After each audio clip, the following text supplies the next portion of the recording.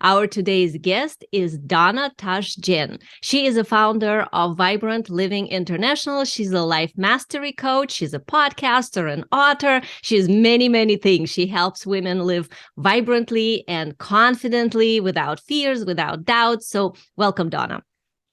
Thank you. It's a pleasure to be here. Oh, I'm so glad you're here today. I like the topic of vibrancy and confidence. So let's start by talking about what is it that you do specifically with your clients, because this is a large topic, and I'm sure that people that come to you have some sort of a specific issue that you help them with. Yes, a lot of women who begin to work with me start with one of my signature programs called Turn Your Baggage into Luggage. And that is specifically designed for people who've had some type of difficult or painful past.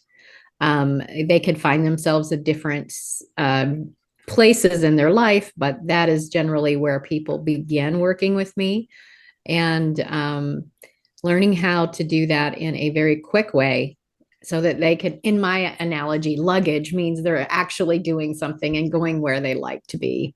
What would be the typical issue, the typical baggage that becomes luggage that you specifically work with, like your specialty? Any type of trauma from your past. So give me an example so that the audience can understand a little bit more as to what kind of trauma, like what do you mean? Sexual trauma, physical trauma, body pain, karmic trauma, like what do you mean? It usually is geared towards some type of childhood trauma, is usually where it begins. A lot of times I've had women come, for example, I'll give you an example. Women come to me and say, my marriage has failed and I'm having a really tough time getting over this loss. And so then I will begin to ask them about their childhood. And, oh, my childhood was fine. My father was an alcoholic and he beat my mom, but it was normal. Kind of a statement. So a lot of times it's minimized, but it usually starts with some type of trauma. It's not necessarily sexual, but it could be. But childhood trauma, neglect is generally where it begins. Do you find that whatever's occurring in a childhood is directly related to what the person is experiencing currently, or is it more like a echo that's influencing it? Well, both of those questions, to me, the answer to both of those questions is yes, it's still influencing them. And yes, a lot of our beliefs that we believe about ourselves, therefore what I expect out of life, a lot of times comes from the way I'm looking at myself as a child. Mm-hmm. And what would be somebody's perception of themselves currently that, from your perspective, is influenced by the childhood issue? Like, what would that look like, as an example? Well, trying to think of a specific example to, we'll just use my story. That's the easiest one for me to share. It's specific and it's a lot of the short stories I don't share because of confidentiality, but mine I can share. I had some sexual trauma as a teenager and younger, and also abandoned by my biological father. Now I know that reason why I tried to find love, try to be accepted, was constantly trying to prove myself. But I wasn't aware of why I was doing it. And failure, man, I couldn't fail at all. I avoid failure at all costs. So performance would be an issue of what was showing up in my life in my younger years. I was a mom at the age of 15. And so there was a lot of figuring everything out really quickly. And when I did get married, I had a hard time believing that my husband would love me. And not because of anything he did, but because, am I really lovable? Is somebody really going to think that I'm worth it, that I deserve this? And all of those kind of emotions were part of something I had to begin to learn to process and find out what the truth was.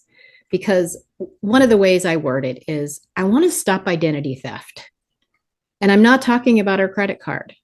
I'm talking about those things and those labels and situations that happen to us that cause us to have an alternate identity of who I really am and who I was really created to be.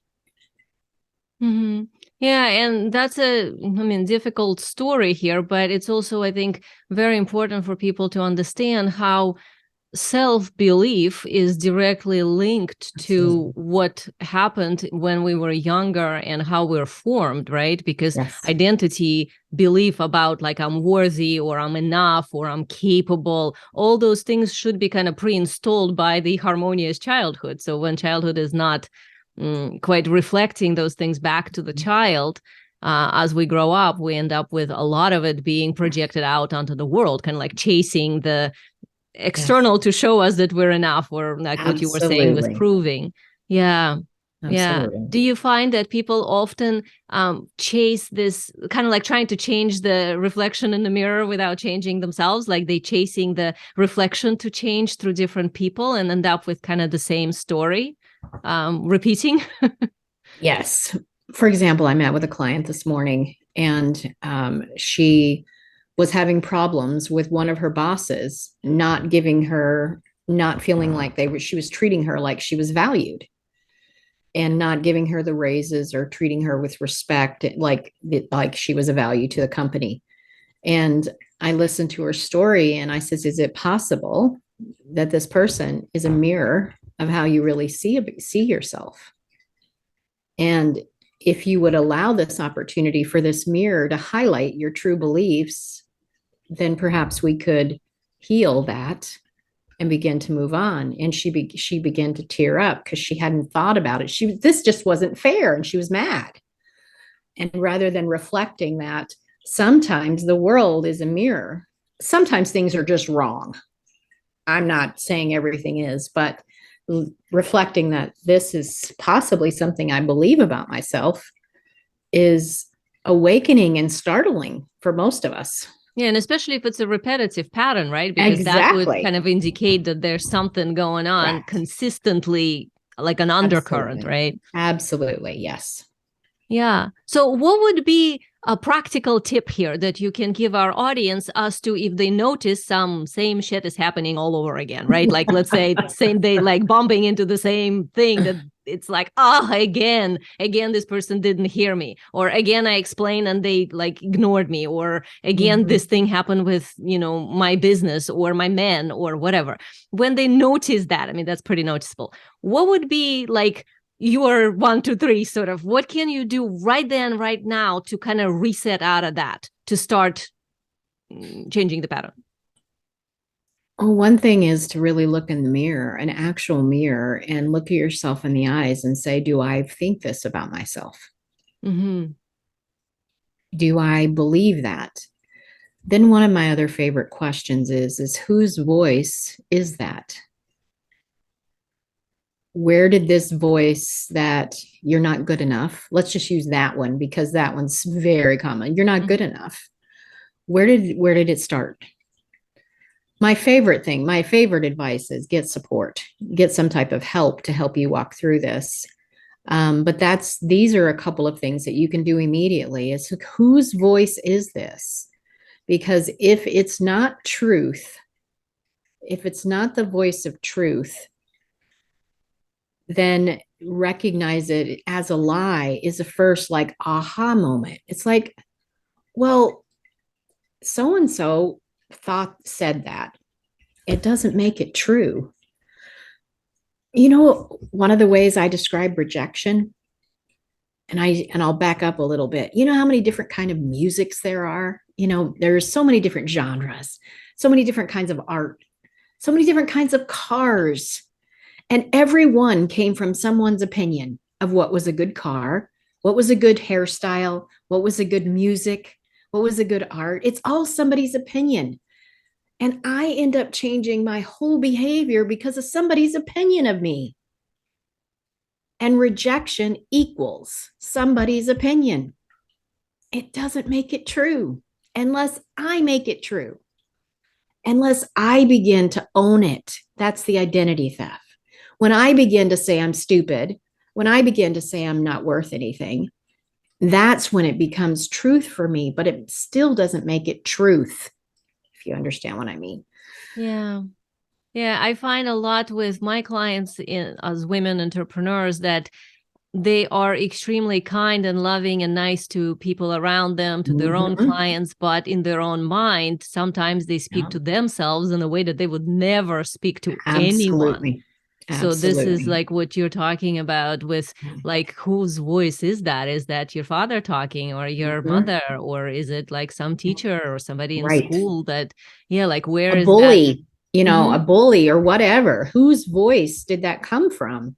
Because all of a sudden that makes me think about, well, it was their opinion. It doesn't make it true. And if you really look at that person, they were probably extremely, I don't want to use the word broken, but that's the only word that came, dysfunctional.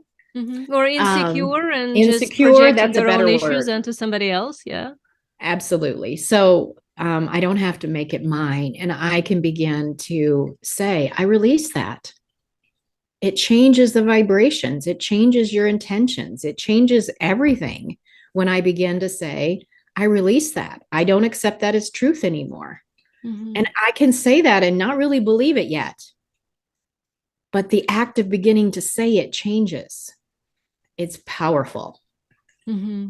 Absolutely. That is so true. And I always tell my clients to recognize the voice and then shift into something like I don't receive it. Like I Mm-hmm. hear it. It's, yeah, it happened Yep. in my head. It's Yep. repeated again, but I don't receive it. I don't take it on. So, Yes. what would you say to someone who says, okay, I recognize these negative voices in my mind, but I can't turn them off? Even though I know it's not true, even though I know that this is, I don't know, let's say my dad talking, but Mm-hmm. how do I turn that off? Because it then becomes kind of like a cycle of abuser that's following her in her own head. Mm-hmm. Yeah.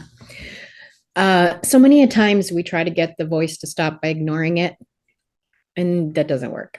Just in case we want, it just doesn't work. I heard Lisa Nichols told a story of the way that she shared. It's neuro linguistic. I always have trouble getting that word out right. NLP, neuro linguistic programming. Yeah. Yes. Every time I seem like I try to say it, but that's human name, Anyway, and she talks about the old like stereo systems where they had a push button that you started and stopped, that kind of Uh-huh. thing. And so she said, she told her client had, she tells a story where her client had finally gotten this job promotion interview that she had been believing for. And she was so excited until the morning of the interview. And then all of a sudden, that voice started. What do you think you're doing? Who do you think you are? Why do you, if you get this job, if you try to get this job, you'll probably fail. People like you where you are. Are you sure you want to do this? What if nobody likes you? Who do you think you are? And it was just going on this loop. And she remembered that Lisa had told her to pretend like the left side of her brain, like the temple there, was a stop button. So push the stop button. But then on the right side, push the play button of what is the truth. And so she pushes the stop button, and her hand is all clammy, her mouth is all dry. It's the whole thing's going on. So she pushes the play button on the right side, and first she doesn't know what to say. And she says, but I've been preparing for this job. This is exactly the job of my dream. I'm good with people. And if I don't know what to do, I'll learn and grow. That's the whole purpose of this job. I'm going to nail it. And she went in and did. Now, it seems so silly, but it's pressing stop, but then pressing play. You replace the negative with something, not just tell it to stop, because you can't think one thing and speak another. Whatever you Absolutely. speak, you will think. So when we change the thoughts that are hovering in the back of the head that are negative to actually speaking what we want or what the truth is, it changes everything. And sometimes you have to keep doing it over and over until that voice begins to stop and keep saying, I don't receive this. This is the truth. Absolutely. And this is, to me, one of the main principles of energetics is that energy is always there. It's you can't just get rid of it and then have a void. You have to actually replace Yes. something. So just like what you're saying, if you're taking the negative out, you actually have to interact with that space and fill it with something Yes. positive, because the brain, the neuro part of the neuro-linguistic, the amygdala obviously gets overworked with the habitual response. So we have to replace it with some other response. Otherwise, the body will go through clammy hands and feeling like you're going to pass out and all this stuff that is a pure body repetitive thing after whatever trauma it originally experienced. And often you're correct, that trauma is very young. Like it's not a mental even, like we might not even fully remember it. Absolutely true. Have you run into some clients who don't remember the event? Like maybe it was not trauma in a like typical sense when we think trauma is something like this big thing, like, oh, tada, something happened, but more kind of like a toxic environment they grew up in, but they were so young that it didn't register as such. And yet the body recorded this as damaging experience. Yes. And usually just talking about their childhood, I'll have an indication of, well, did this happen? Did these kind of environment, was this kind of happening? And yes, and a lot of times that it's severe trauma, it's not remembered. Not all of it is remembered. So I think there is a protection there, but there's still a belief system that's been occurring. This happened, I'm trying to make a meaning out of it. I must be bad or something. And so we create meaning that isn't necessarily true, but that child is trying to make meaning out of something that's happening. When dad gets mad, he says, I'm to blame. I must be the fault.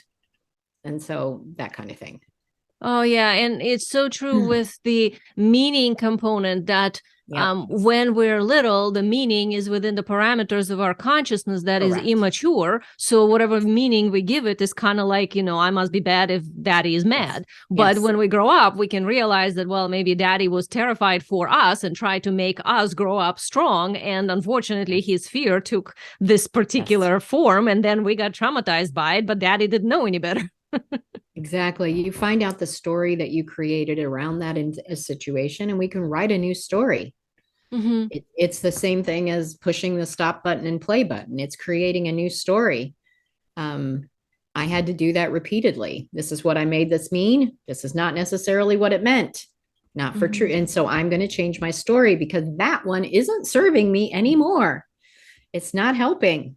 It's not helping me to be who I really am. And it's resisting that. So I love this stuff. Oh, yeah, totally. And I usually tell my clients, like, take it from the category of this is what it is into a category of opinion. And then ask yourself, what else could it mean? Like, if you don't know right away what the truth is, but at least wobble this idea that whatever this is, it just, well, this is what it is. And it's like, well, but what else could it be? And that kind of opens up the door to what you're talking about, Donna, with this internal discovery, right? Yes, absolutely. What else could it mean? What's the other story behind this? What are the other possibilities? Rather than being so rigid with everything, that there is possibilities. But the biggest key is what you were talking about, is you have to replace it with something. And so, I've heard people just going, stop, just stop. Would you just stop? And it just doesn't work. You need to replace it. And looking in those couple of steps I said will make a big difference. Well, yeah. And this also the component of power in there, like you're talking about vibrant living, which is, vibrancy is actually part of personal power, right? So from like my perspective, when somebody just tells it to stop, stop, stop in your head, your power is still not owned by you. It's still owned by the voice. So you kind of have to take the power back. And the only way to do that is actually interact with the voice and make it less important. Yeah, I have used this analogy too. One of my mentors said, when fear always is behind us. To me, it's like nagging, and it's behind me telling me all of these horrible things, is pick it up by the collar, if it had a collar, and put it in front of you and say that you will stop. This is not true, and speak the truth. That to me is a power move. To me, that's why that is so effective, is because you will stop nagging me. You will stop being a bully. And this is the truth. And I love that visual. Well, yeah, dress up the fear, give it a nice collar or big ears, something you can drag It's it by. something that you can grab a hold of. Oh, that's great. So let's talk about vibrancy for a moment. Mhm. So you call your process, vibrant living, right? And your right. website is ivibrantliving.com. Mhm. So this vibrant living, how would you describe that? Because it sounds very appetizing. Oh, it's colorful and it's fun, and vibrant is vivacious. It is full of life. It's carefree. All of those. It's free, liberation. All of those kind of words to me are synonyms for vibrant, to living vibrantly. And that looks different for all of us. Some of us want to add glitter and pink all over it. And some of you might be the warmer tones, with less. So it's just, what is that for you?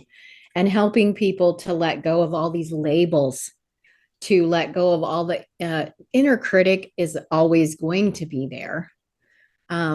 It's just how much prevalence do we give that voice to be able to understand. So being able to shine, whatever that means for you, to do what you love, so that you can say, I love my life, not, is this all there is? And and I have felt both of those things. Yeah, I think most women who are consciously living out there in the world and doing something with their lives tend to fluctuate between those two, but that's a normal component of living, actually. I think it's a little silly to expect that everything will always be rosy. There's a lot of that kind of a prevalent on the internet right now about like, oh, if you're doing everything right and you're living in alignment, then you should always be happy and everything should always work out in your favor because universe is on your side. And to me, it's like universe can't have sides. It's neutral. So it's really more like up to us to how we're vibrating ourselves into the existence. So this is Conscious Coaches on the Mission. So how would you describe, Donna, your mission in life? My mission is to empower people to let go of fear and doubt and labels and complacency, to empower them spirit, soul, and body, so that they can live vibrantly. That's it in a nutshell.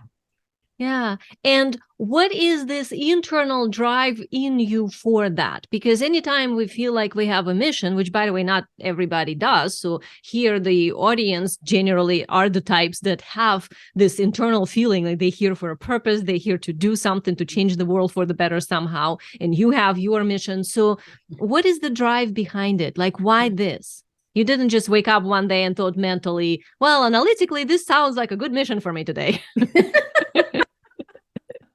I'm sure there are easier missions.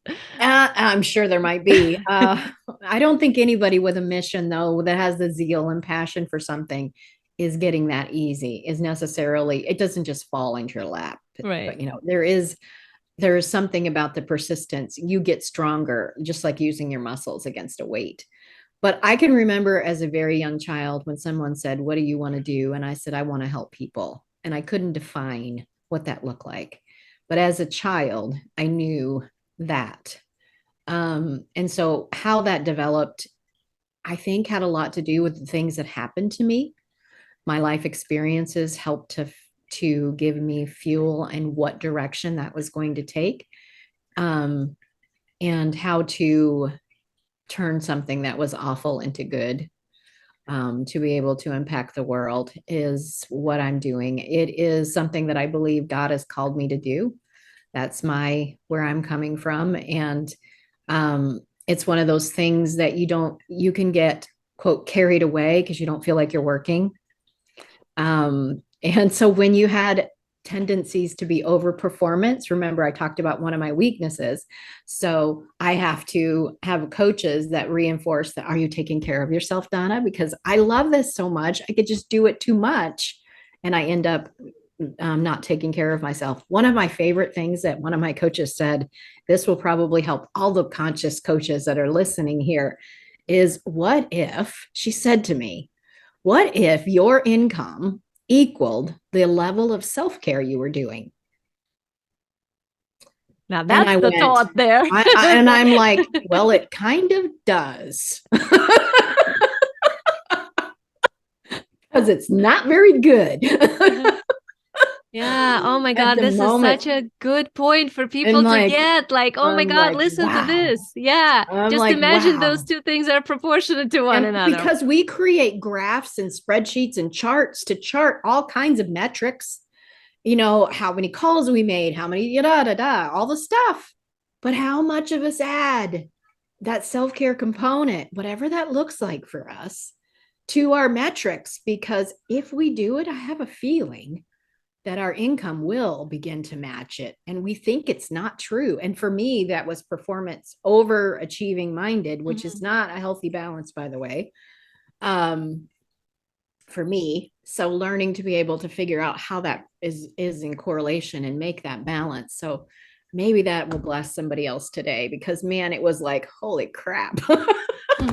Oh, absolutely. And this is such a common thing that people that care so much, right? We tend to give and then overgive and overdo and over contribute. And on the end, kind of burn out. And then it's like on the airplane, right? Put the mask on yourself first before you help somebody. But when we forget to do that, we end up somewhat useless, right? In being able to actually help our clients. So. Then we get sick. Yeah. And then we get discouraged, and then all of the things, but it's so preventable when we have someone like my coach was looking out for me and saying, Donna, you've got to take care of you. At the point I started having some health issues and stuff. So it was being able to learn that. So that's one of the things I've learned. Oh, this is a great thing. And I think this is a really useful tip for everybody to remember, because you gave us so many jewels today, and this one is a kind of cherry on top in there. So thank you so much, Donna. Now, how can people find you? We know you have your iVibrantLiving.com website where they can go, and what would they find on the website, and where else can they find you? I am on all the other social media platforms, so you can find me there as well. And you will find my blog, you will find my podcast link, you will find free ebooks and resources. I have free workshops on a regular basis. I have one coming up in a little while, Turn Your Baggage into Luggage free workshop. Well, thank you so much, Donna, for being here. Vibrant living. This is what everybody wants. And you shared so many wonderful details. So check out Donna. All the links are in the show notes, and visit her website, iVibrantLiving.com, and see what she has to offer. Thank you very much.